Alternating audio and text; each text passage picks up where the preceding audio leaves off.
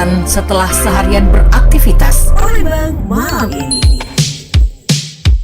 Waktu santai Anda akan dimanjakan dengan ragam acara pilihan, menemani istirahat Anda. Palembang malam ini. Palembang malam ini.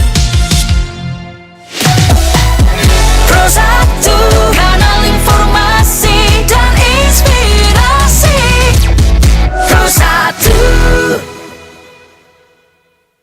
Terima kasih pendengar, Anda masih bersama kami di Pro 1 Era di Palembang, kanal informasi dan inspirasi. Setelah tadi Anda ditemani oleh rekan saya Tata Edin dalam kebersamaan Palembang siang ini, kita berlanjut untuk Palembang sore ini pendengar di kesempatan Rabu 22 Oktober 2025. Tentunya ada saya Basure dan rekan-rekan yang bertugas untuk sore hari ini. Kita akan buka perjumpaan kita dengan Mozaik Indonesia. Pro 1, kanal informasi dan inspirasi. Pro 1. Segera Anda dengarkan suara-suara yang penuh prestasi dalam kiprah mereka. Mozaik Indonesia. Mozaik Indonesia.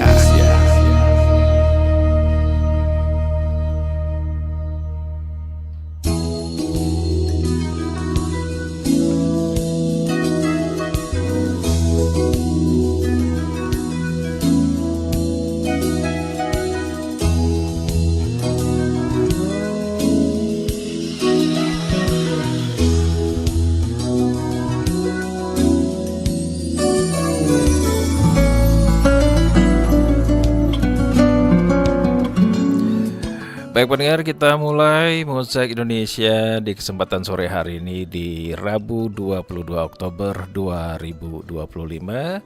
Tentunya saya sudah ditemani teman berbincang saya untuk sore hari ini. Kita sapa dulu. Selamat sore. Assalamualaikum Pak Sandi Susfani. Waalaikumsalam, selamat sore Pak Abbas. Iya, baik. Pak Sandi adalah analisis ketahanan pangan ahli Madya, Dinas Ketahanan Pangan dan Peternakan Provinsi Sumatera Selatan. Oke. Pak Sandi agak dekat ke mic-nya. Oke, baik. Nah, Pak Sandi berbicara mengenai mengenal ketahanan pangan ya. Tapi kalau boleh tahu aktivitas sehari-harinya apa nih, Pak Sandi? Selamat sore juga untuk para pendengar. Kami sehari-hari di Dinas Ketahanan Pangan dan Peternakan Provinsi Sumatera Selatan bertugas sebagai salah satu analis ketahanan pangan yang ada di dinas. Sehari-hari kami sesuai dengan tugas dan fungsi dinas, kami melaksanakan analisis mengenai ketahanan dan kerentanan pangan di wilayah Provinsi Sumatera Selatan. Jadi ada beberapa orang analis ketahanan pangan yang masing-masing memiliki tugas sesuai dengan penempatan dan tugas yang diberikan. Kira-kira begitu Pak. Oke, berarti apa ya, kalau boleh tahu pangan itu apa sih Pak sebenarnya? Pangan kalau menurut Undang-Undang nomor 18 tahun 2012 adalah segala sesuatu yang berasal dari sumber hayati produksi pertanian, perkebunan, kehutanan, perikanan, peternakan juga, perairan dan air, baik yang diolah maupun tidak diolah, yang diperuntukkan sebagai makanan atau minuman bagi konsumsi manusia, termasuk bahan tambahan pangan juga, bahan baku pangan, bahan lainnya yang digunakan dalam proses penyiapan, pengolahan atau pembuatan makanan dan minuman. Itu menurut Undang-Undang nomor 18 tahun 2012 mengenai pangan. Pangan ya, berarti tidak diartikan tidak sembarang juga Pak ya, karena ternyata ada dalam undang-undang gitu ya. Ya, tidak semua yang berada itu dikatakan pangan. Iya. Oke lah. Dan kita tahu juga bahwa sebenarnya berbicara mengenai pangan juga nih kayaknya memang sudah mulai ini ya, ada gerakan-gerakan untuk salah satunya untuk berpartisipasi dalam ketahanan pangan ini Pak ya. Salah satunya saya pernah baca berita bahkan TNI, Polri pun ya bekerja sama dengan masyarakat, itu ada yang membuka kebun gitu ya Pak ya. Betul Pak. Hmm. Jadi sesuai dengan arahan dari pemerintah pusat dalam hal ini Bapak Presiden dan juga pemerintah provinsi, memang kita sekarang menggalakkan kegiatan ketahanan pangan khususnya yang dalam rangka meningkatkan produksi tadi Pak. Yang makanya tadi Pak Abbas sampaikan banyak peran serta dari masyarakat termasuk organisasi ini melakukan kegiatan-kegiatan yang tujuannya untuk meningkatkan ketahanan pangan di wilayah kita. Itu berarti masuk dalam apa istilahnya, memang semacam sudah diprogram juga ya. Iya, semacam itu. Jadi memang kewajiban kita, apalagi sebagai pemerintah provinsi maupun pemerintah kabupaten kota, memang untuk menjaga ketersediaan pangan di wilayah masing-masing untuk masyarakatnya gitu. Nah, berarti kalau kita berbicara seperti yang Bapak bilang bahwa di undang-undang pun ada yang peternakan, perikanan, ya, kemudian di perairan juga, gitu. Berarti sebenarnya apa ya? Kalau berbicara mengenai pangan ini termasuk luas juga ya. Sangat luas. Dalam artian bahkan orang-orang yang membuat semacam tambak gitu ya. Iya. Itu masuk dalam apa namanya, ketahanan pangan juga ya Pak ya. Iya. Nah berarti kalau misalnya kayak ada orang yang ada usaha-usaha itu masuk juga nggak Pak dalam program ini? Ya, usaha-usaha tadi umpamanya yang memberikan nilai tambah di pengolahan, karena itu juga termasuk dalam upaya memenuhi ketersediaan pangan. Karena kan ada pangan yang katakanlah tidak bisa langsung kita konsumsi. Jadi dilakukanlah pengolahan tambahan ya, sehingga komoditi tadi bisa jadi konsumsi masyarakat. Seperti gabah kan. Kalau gabah kan tidak langsung bisa kita konsumsi Pak Bos. Jadi makanya dilakukanlah pengolahan sehingga dia berubah menjadi beras yang siap untuk dikonsumsi oleh masyarakat. Iya. Kayak ini ya, gandum Pak ya. Ya, Gandum, sagu juga itu ya. sagu. Nah kalau dari Dinas Ketahanan Pangan dan Peternakan Provinsi Sumatera Selatan ini, kalau dari apa gerakan-gerakan yang ada nih yang sudah ada dalam artian untuk ketahanan pangan ini sudah di daerah-daerah mana saja Pak?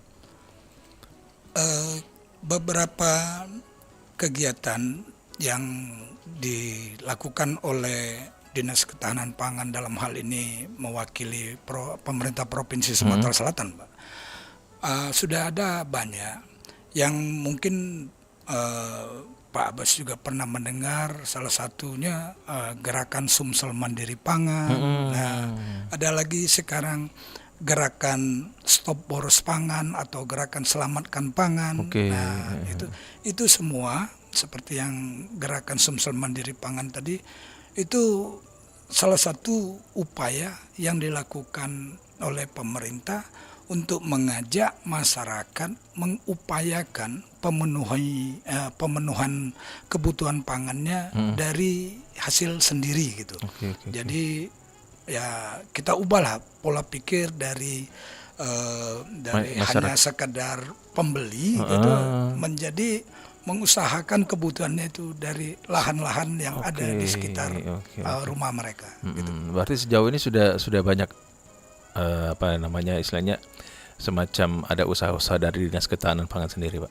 Ya, kami menggalakkan dan menginformasikan serta mengedukasi juga kepada rekan-rekan ataupun masyarakat di kabupaten kota untuk mencoba kegiatan yang ada di dalam Sumsel Mandiri Pangan tadi, umpamanya mencoba menanam ya yang skala kecil, menanam cabai dalam polybag gitu, ataupun kebutuhan-kebutuhan lain sayur mayur yang sebetulnya ya, cukup mungkin agak bisa katakan mudah untuk kita lakukan sebetulnya di halaman rumah, walaupun ya dalam skala terbatas, tetapi cukuplah untuk memenuhi kebutuhan pada saat-saat tertentu. Iya. Untuk kebutuhan sendiri juga Ya, Pak. kebutuhan sendiri kita utamakan untuk kebutuhan sendiri, Pak. Ya. Tapi kalau sejauh ini Pak, tanggapan katakanlah misalnya ada semacam penyuluhan pasti ya, ada penyuluhan mengenai sumsel mandiri ini. Sejauh ini tanggapan masyarakat gimana Pak? Secara keseluruhan, menurut kami ya tanggapan ataupun respon dari masyarakat cukup baik, karena kita mencoba mengedukasi bahwa kepada masyarakat sebetulnya kebutuhan untuk komoditi-komoditi tertentu itu kalau kita mau mungkin bisa kita coba untuk ya sekedar menanam di dalam beberapa polybag. Malah ada rekan di kantor kami, di dinas kami mencoba di rumahnya membuat kolam ikan yang dari terpal plastik itu. Dan ketika ditunjukkan contohnya, ya saya pikir lumayan juga. Nah, tinggal kalau sudah ada beberapa bentuk kolam, tinggal mencoba mencari pasarnya ya Pak. Karena kalau sudah dalam kolam plastik, walaupun mungkin jumlahnya belum begitu banyak, tapi jelas tidak bisa untuk kita konsumsi sendiri. Berarti harus dicari lagi pasarnya. Jadi setelah konsumsi untuk keluarga terpenuhi, ya sisanya mungkin bisa dijual. Jadi menambah income juga sebetulnya. Oke, baiklah. Dan ini sudah salah satunya dari kantor orang-orang kantor dinas. Ya, ada yang mencoba. Jadi ya mudah-mudahan dapat diikuti oleh teman-teman yang lain juga. Gitu. Ini yang saya ketahui betul, mereka mencoba membuat kolam terpal tadi dan diisi dengan ikan mujair. Ada ikan itu, ada lagi lele. Oh, lele. Ikan lele. Nah, jadi setelah saya lihat, wow, ini lumayan juga ini. Jadi sebetulnya kalau memungkinkan memang dicoba untuk memenuhi kebutuhan tadi sesuai dengan harapan dari gerakan sumsel mandiri tadi. Nah, untuk support dari kedinasan sendiri mungkin ya sudah maksimal ya Pak ya. Iya. Tapi kalau bicara mengenai ketersediaan pangan, kan ada yang memang disediakan memang untuk diekspor nih, ya. Ada juga justru kita ada beberapa bahan pangan juga ada yang diimpor. Kalau seperti ini apakah memang ada semacam urusan dari Dinas Ketahanan Pangan juga Pak? Mengenai ini kita bicara mengenai ketersediaan pangan Pak. Jadi ketersediaan pangan itu kalau definisinya itu kan bisa dari produksi wilayah ditambah pasokan, ya, ditambah cadangan. Nah, itu pasokan maksudnya pasokan dari wilayah lain gitu Pak. Jadi bisa dikatakan tadi impor, keluar itu ekspor bisa dikatakan. Tetapi kalau dari skala provinsi, kabupaten kota, itu di ketahanan pangan kami artikan itu pasokan dari wilayah lain yang kalau mengenai pangan yang kurang. Jadi tadi disampaikan kalau kami di Dinas Ketahanan Pangan di urusan ini kami sebetulnya hanya melakukan analisisnya. Jadi untuk sebagai pelakunya ada dinas lain, Pak. Nah, jadi dari analisis yang kami lakukan akan diketahui komoditi pangan apa yang berlebih dan yang kurang. Nanti yang lebih itu mau diapakan, diekspor, betul Pak. Ya, kayaknya sudah paham ini Pak Bos nih. Nah, dan yang kurang itu kita coba memberikan informasi kepada dinas lain, dinas terkait bahwa kebutuhan ini belum tercukupi dari produksi wilayah sendiri, gitulah. Nah, sejauh ini Pak, kalau berbicara mengenai katakanlah ini ketersediaan pangan ya. Untuk di Sumsel sendiri itu gimana Pak? Apakah Sumsel ini sudah tercukupi atau ada beberapa aspek juga yang ternyata masih kurang ketersediaan pangannya? Untuk Provinsi Sumatera Selatan, sepengetahuan kami berdasarkan data dan analisis yang dilakukan, untuk beberapa komoditi kita sudah berlebih, tetapi ada juga komoditi yang memang masih kurang dan dipasok dari wilayah lain. Jadi kalau yang kurang itu kan kita tahu Pak, kedelai kan itu tidak ada yang bisa mencukupi di wilayah kita sehingga didatangkan. Ada lagi mungkin mengenai kebutuhan bawang itu mungkin ada, kita ada, tetapi masih belum cukup, belum memenuhi untuk kebutuhan masyarakat sini. Jadi ada tambahan dari wilayah lain. Tetapi untuk komoditi beras kita luar biasa. Kita jadi produksinya yang berlebih itu surplus Pak ya? Surplus untuk beras.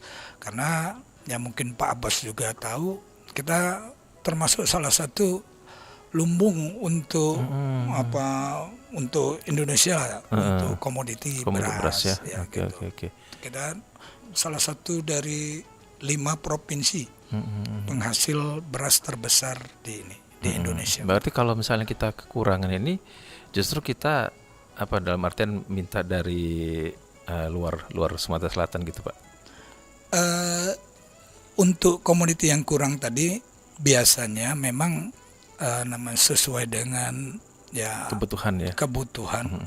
Pasar pun sudah tahu kira-kira gitu ya Pak ya, bahwa pasar ini kita tidak ada, padahal kita butuh banyak. Biasanya selain kita dari dinas-dinas teknis, pelaku-pelaku usaha juga sudah mengerti kapan mereka harus mendatangkan umpamanya atau harus berupaya mencukupi kebutuhan mereka dengan mengusahakan pasokan dari wilayah lain. Nah ini kan kita kemarin ya beberapa hari atau jangan-jangan sekarang juga masih ada beberapa bahan pokok ya, bahan pangan juga ada yang harganya cukup istilahnya naik, salah satunya telur ya Pak. Iya. Telur itu di angka 29.000 sampai 30.000 dan itu belum ini, padahal sempat ini ya. Karena saya juga belanja salah satunya telur kan. Itu sempat harganya 26.000 sekian, tiba-tiba jadi 29. Nah, kalau yang seperti ini ada upaya nggak dari ini?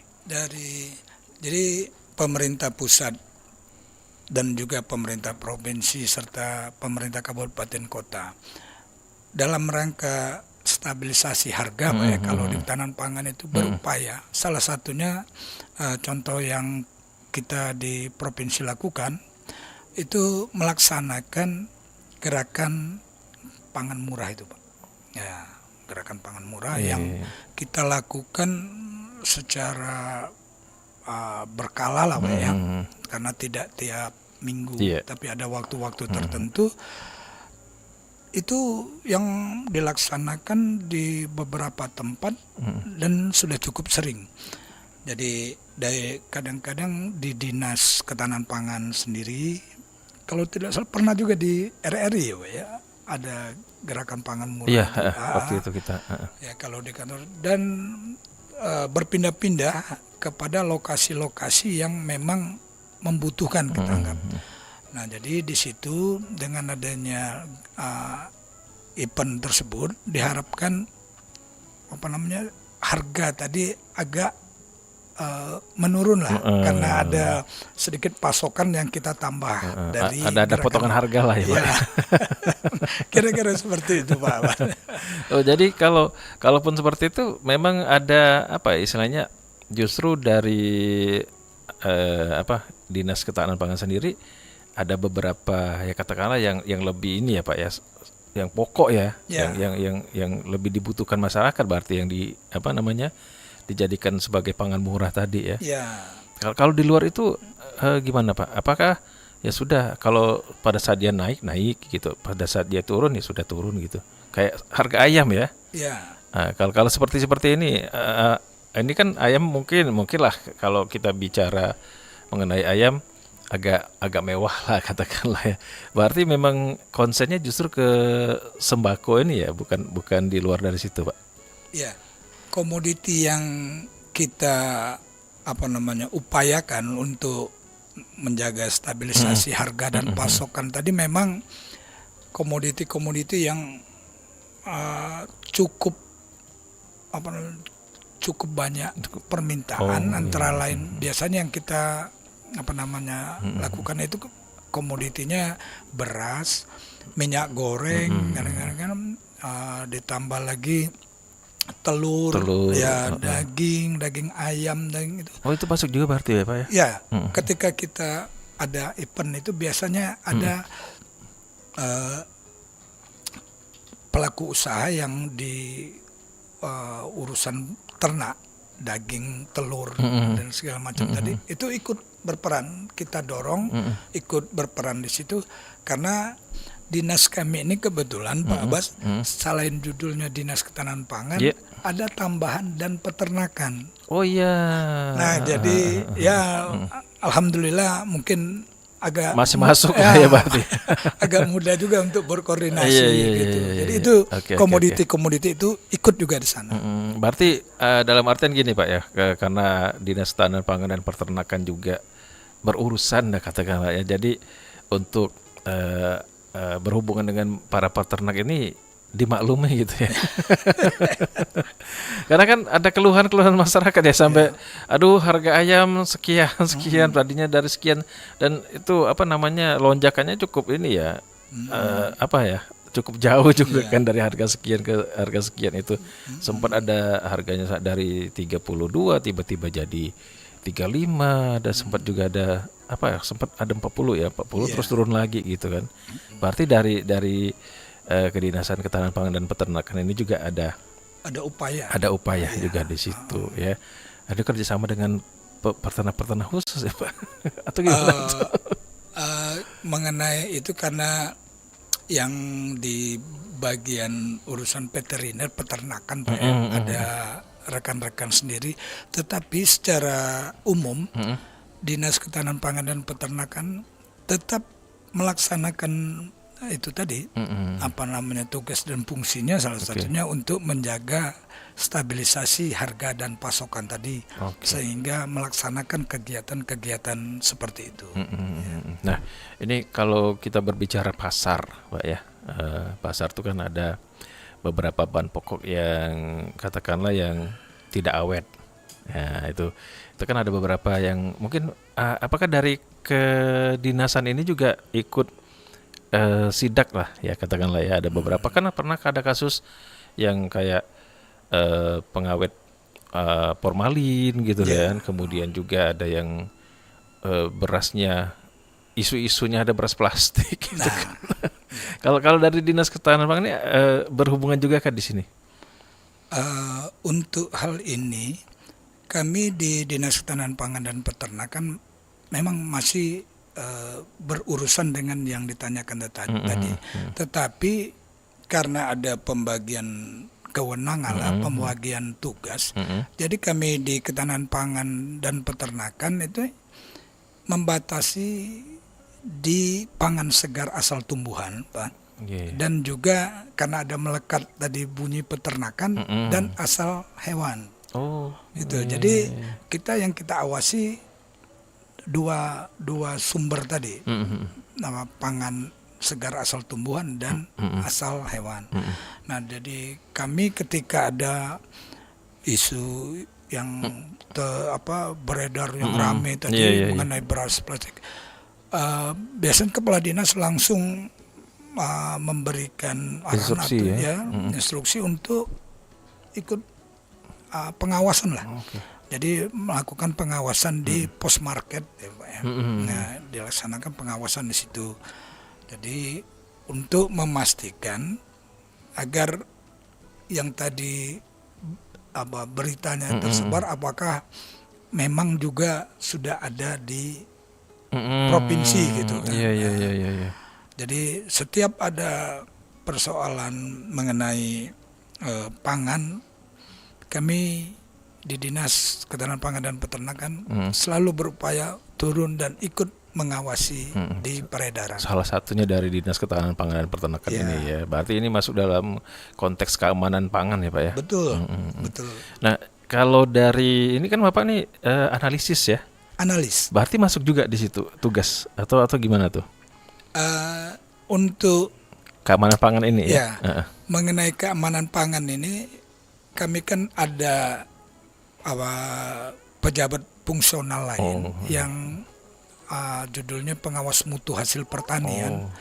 Nah, mereka yang melaksanakan pengawasan di pre dan post market. Berarti mereka yang lebih kompeten gitu ya, Ya, Pak. mereka yang ini kan karena mereka sudah dilatih, diberikan bimbingan sampai untuk mengetahui baik secara singkat apakah pangan-pangan yang disebutkan tadi memang mengandung residu pestisida yang melebihi batas ataupun formalin dan segala zat yang dilarang di dalam pangan. Oke. Kalau secara kalau secara umum sebenarnya kejadian-kejadian seperti ini termasuk jarang lah katakanlah ya Pak kalau terjadi di Sumatera Selatan kan. Karena ada beberapa ini begitu isunya merebak baru gitu. Tapi kalau bicara mengenai ini justru dari kedinasan ada semacam memang sudah siap sedia gitu ya kalau ada macam-macam ini langsung turun ke lapangan gitu Pak. Untuk hal ini memang kami di dinas Pak memang harus harus mengawasi ini. Jadi kami di Dinas Ketahanan Pangan dan Peternakan secara periodik melaksanakan pengawasan tadi Pak. Pengawasan mengenai pangan yang beredar di retail di pasar lah kira-kira Pak ya, di post market, tetapi dibatasi hanya pada pangan segar asal tumbuhan dan dari peternakan dari hewan. Karena kalau dari perikanan kan ada dinas lain Pak. Ada dinas, nggak boleh kan. Iya. Yang pangan olahan ada dinas kesehatan. Kalau yang lebih skala luas kan ada BP POM gitu. Jadi kami di dua itu. Nah, jadi kami lakukan pengawasan ya secara berkala lah. Dan dimulai juga dari pre-marketnya.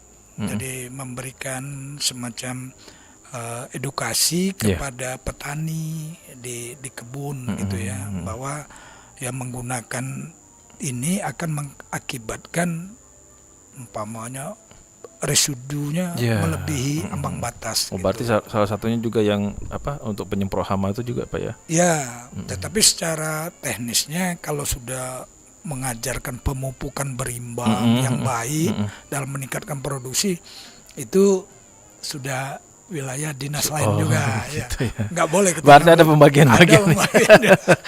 Nah. Oke Pak, berbicara mengenai peternakan ini kan katakanlah ada semacam halal dan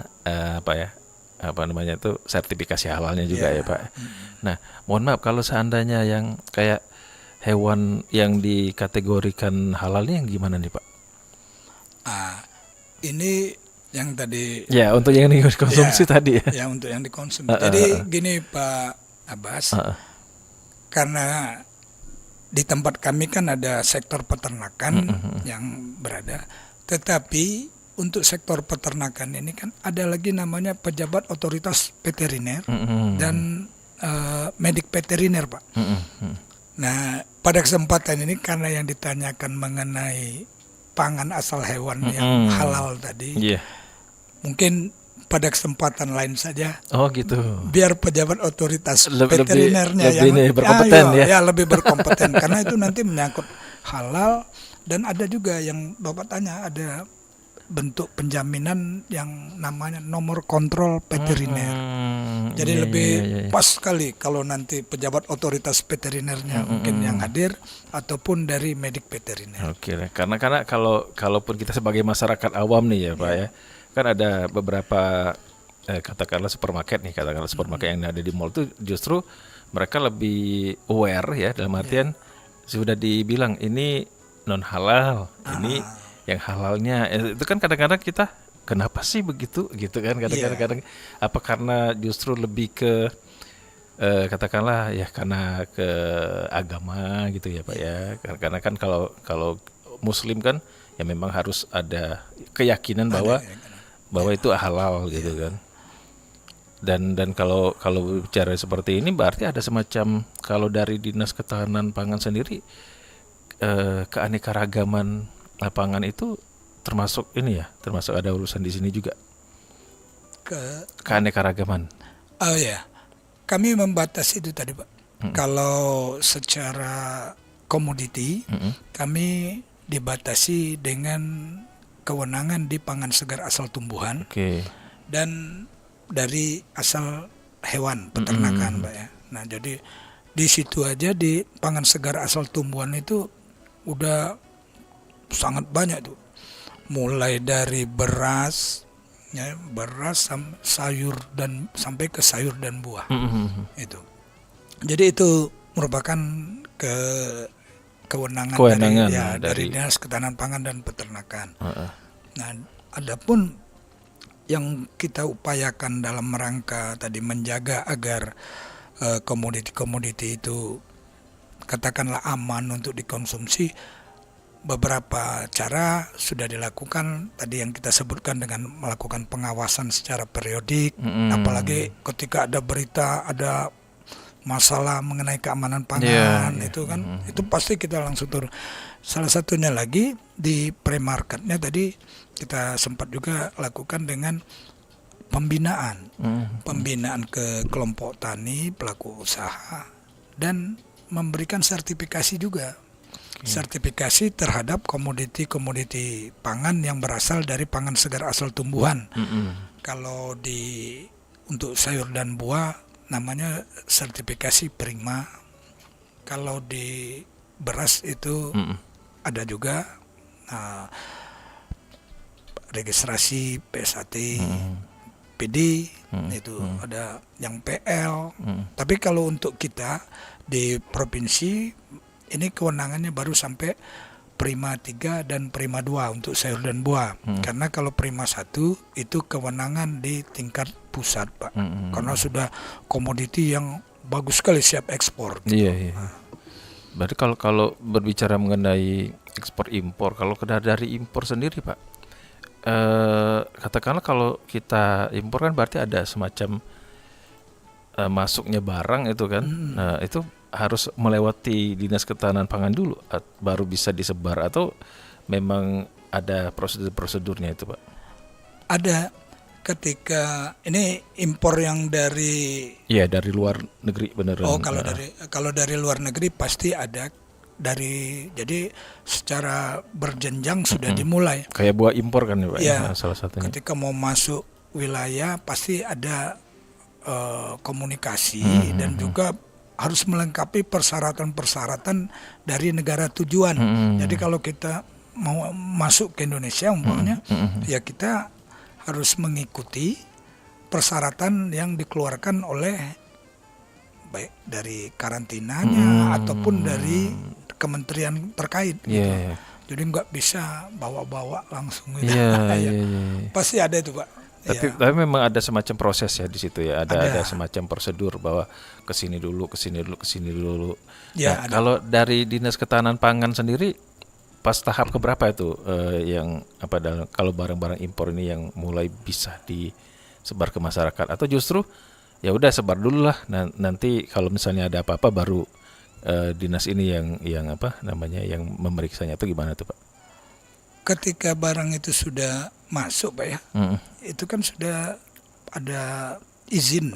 Izin artinya memang itu bisa diedarkan oleh kementerian terkait, kementerian teknis.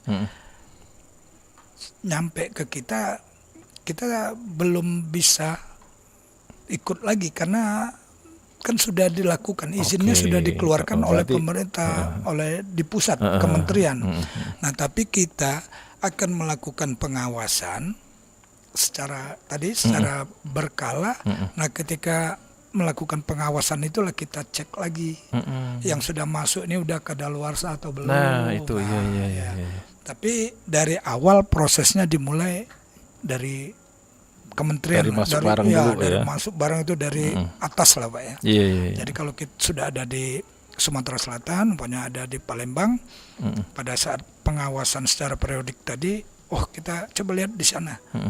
Masuk kita lihat kan biasanya ada sertifikasi juga mereka itu Pak. Kita bisa cek, ini expirednya kapan, di packing produksinya kapan, Bagus apa enggak gitu ya. Gitu. Ada biasanya Pak, enggak mudah juga memang Iya, untuk iya, masuk, iya. ada persyaratan. Samalah seperti kita akan melakukan ekspor, kan kita harus melengkapi persyaratan dari negara tujuan. Iya. Pernah ini nggak Pak? Katakanlah pada saat pengawasan pernah kecolongan nggak? Ada sesuatu orang-orang yang nakal nih misalnya. Sepengetahuan saya selama kami sempat tugas di bagian yang ini tadi Pak, kami belum menemukan itu. Alhamdulillah. Ya, alhamdulillah belum. Jadi kita masuk, kita cek, kan banyak itu di dusnya, di kemasan itu kan memang tertera. Gitu. Nah ini tadi kembali bahwa memang yang lebih berkompeten itu ada di yang mengurusi ya. Ada teman-teman di pengawas mutu hasil pertanian itu namanya Pak. Nah, ada itu. Karena mereka memang sudah diberikan ilmu lah untuk memastikan keamanan pangan komoditi tertentu. Dan mereka yang lebih berwenang memberikan penjelasan gitu. Oke, Pak, Sumatera Selatan ini kan ada semacam gerakan Sumsel Mandiri ya. Ini ada yang nanya nih ya. Mau bertanya dari Oma Ana di Prabu Muli. Katanya kenapa gerakan penanaman pangan ini digerakkan oleh Dinas Ketahanan Pangan? Kenapa tidak dari dulu katanya? Apa yang menyebabkan Pak masih banyak lahan-lahan kosong di Palembang ini? Apakah pemerintah tidak menggunakan lahan itu untuk penanaman pangan? Kayaknya sudah mulai jalan sebenarnya ya Pak ya. Atau justru sebenarnya untuk pemanfaatan pekarangan ini sudah dari dulu atau gimana tuh Pak? Ya, sebetulnya kalau memanfaatkan pekarangan itu kan memang ya sudah dari dulu lah ya bisa. Tetapi sekarang ini kan sudah mulai ketika lahan-lahan pertanian dirasakan produksinya belum mencukupi. Itulah tadi makanya ya Pak Gubernur, pemerintah provinsi melakukan gerakan Sumsel Mandiri Pangan itu. Harapannya ketidakcukupan produksi tadi bisa kita tutupi dengan usaha kita yang memanfaatkan lahan-lahan terbatas yang ada di rumah kita gitu. Ya saya lihat kami juga melakukan penanaman itu di dalam polybag di halaman dinas. Jadi ya begitu panen ya teman-teman ikut panen. Teman-teman ini ya karena ya katanya saya kan ikut juga, karena jadi sore nanti disiram gitu. Jadi ya saling menjaga. Jadi banyak ada cabe, ada beberapa komoditi. Nanti kalau tomat ya, enggak? Ya yang kecil-kecil itu Pak. Cokodiro apa? Yang mudah-mudah. Ya. Tapi banyak kita butuhkan. Yang sering dipakai setiap hari gitu ya. Jadi masa kalau cung aja kan ternyata bisa gitu kan. Nanti kalau Pak Abbas ke kantor bisa lihat itu. Oke. Berarti salah satunya juga istilahnya Dinas Ketahanan Pangan membuktikan bahwa kami juga bisa gitu kan. Ada jadi berbagi Pak. Nanti umpamanya Pak Abbas dan rekan-rekan kebagian coupling di sana. Oh gitu. Oke. Jadi tanggung jawab sendiri gitu. Iya. Oke. Nah Pak, kan katakanlah kalau berbicara mengenai ini, kita kan sempat COVID kemarin Pak ya. Iya. Nah kalau dari Dinas Ketahanan Pangan ini ada semacam kendala nggak sih pada saat terjadinya COVID kemarin Pak? Itu lebih kurang ada sekitar 2 tahun ya. Kalau dalam usaha dari kedinasan ini untuk pada saat masa-masa kemarin itu gimana tuh? Atau justru ini salah satu kendalanya kemarin? Ya, ketika COVID kemarin memang ya semua ya Pak ya, Iya. semua terdampak lah. Jadi termasuk kami di dinas juga membatasi gerakan kan. Tidak mungkin kami mencoba ke sana Iya. karena memang ada semacam instruksi untuk membatasi pergerakan itu. Jadi ya gitulah, kami tidak, kalau secara tugas kami yang melaksanakan pengawasan tadi Pak, memang ya ikut agak ngerem juga, nggak berani juga gitu. Ketika kita mau melaksanakan pengawasan ke petani pun kita lihat-lihat berapa lokasinya di mana gitu, apakah bisa diterima. Tapi untuk urusan perizinan, nah itu tadi karena ada sebagian yang memang harus kita cek.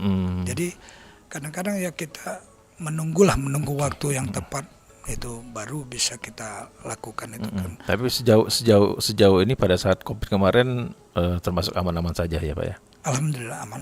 Berarti dalam artian permasalahan pangan itu bukan karena ada sesuatu yang memang harus ditangani, tapi justru karena kondisi ya. Iya. Kondisi yang memang terbatas tadi ya Pak ya. Dari kedinasan sendiri pada saat menangani, katakanlah itu kan kita tidak bisa tidak bisa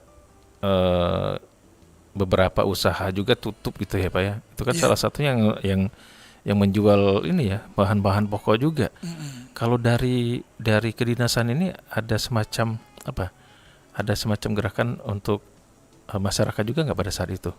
Atau justru ya udah silent dulu atau gimana tuh? Seingat saya ketika COVID itu memang kita sangat-sangat terbatas. Pergerakan kita juga dibatasi. Jadi mungkin Pak Abbas juga tahu kan kita ada WFH. Jadi yang bisa kami lakukan itu ya karena ranah kita sebetulnya di analisis dan rekomendasi. Jadi ya terpaksa kita kalau melakukan analisis dan rekomendasi kan dari rumah ya, gitu, dari Pak. mana saja, dari rumah pun bisa gitu. Tapi untuk pergerakan yang keluar rasanya memang sangat-sangat terbatas. Susah pada situ ya. Iya. Berarti luar biasa ya. Nggak bisa di ini kalau. Tapi ada nggak sih keluhan-keluhan masyarakat yang disampaikan ke kedinasan pada saat itu Pak? Seingat Bapak nih kira-kira. Sepengetahuan saya kayaknya nggak ada ya info yang kami dengar. Ya alhamdulillahnya walaupun terbatas, ternyata kan mungkin kondisi ketersediaan pangan itu tetap ada gitu. Jadi tidak sampai menimbulkan kekurangan atau gejolak daripada ketersediaan pangan itu. Iya. Alhamdulillahnya di situ masih ada tingkat ketersediaan yang aman untuk kebutuhan pada saat itu ya pada Pak saat ya. itu. Berarti sekarang sudah aman lah ya Pak ya. Kalau sekarang rasanya itu tadi yang saya sampaikan yang surplus banyak surplus ya, sudah gitu, ya. Dan support dari gubernur juga bukan main gitu ya, kelihatan di situ ya. Ya, support dari pimpinan di provinsi yaitu tadi untuk mencoba menggalakkan gerakan Sumsel Mandiri Pangan, yang sampai kami pun ya mencobalah, ternyata ya memang ada hasilnya lah. Berarti masyarakat juga menyambut baik ya untuk Sumsel Mandiri ini ya. Saya kira seperti itu. Iya, harapannya gitu juga. Berarti ini masuk dalam cadangan pangan nasional juga aman-aman aja selama ini Pak, atau gimana tuh? Kalau melihat kondisi sekarang ini sepertinya ya kalau mengenai ketersediaan pangan ya tidak begitu ada gejolak Pak ya. Karena ketika ada umpamanya harga, biasanya masalah harga, ketika harga sudah mulai menanjak naik, pemerintah provinsi pun melakukan upaya dalam rangka menstabilkan tadi, stabilisasi pasokan dan harga pangan. Salah satunya melalui gerakan pangan murah tadi. Oke. Ya mudah-mudahan ke depan semakin banyak frekuensinya. Jadi itu dan manfaatnya dapat lebih dirasakan oleh masyarakat. Kalau sekarang ini masih dianggap terbatas gitu kan, frekuensinya kurang banyak. Mudah-mudahan ke depan nanti lebih ini lagi ya. Dalam artian bisa lebih luas lagi Iya, Pak ya. gitu. Kalau bisa sampai ke pelosok-pelosok Sumatera. Betul, Pak. Ya. Oke lah Pak, penutup ini ada pesan-pesan nggak untuk masyarakat mengenai ketahanan pangan ini?